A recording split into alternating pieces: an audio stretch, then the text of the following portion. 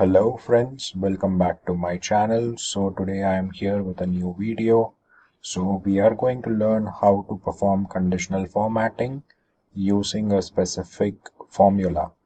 So currently, as you can see in this table, I have the date, I have the product, I have the sale quantity, and I have the name of the person who has done the sales.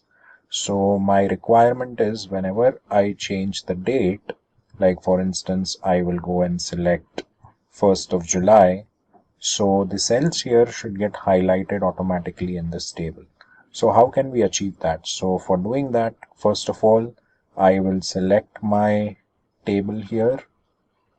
I will click on conditional formatting and I will click on new rule. So here you can see we have multiple options. We will select the option where it allows us to use a formula to determine which cells to format.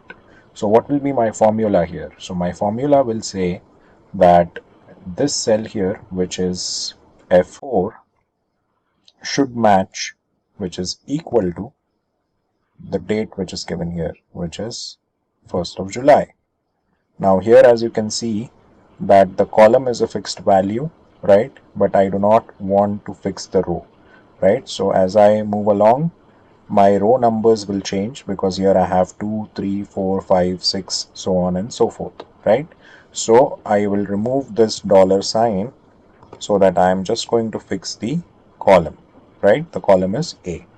Now, what kind of formatting do we have to do here? We will click on format and I would like to highlight this with this color and I'll click on OK.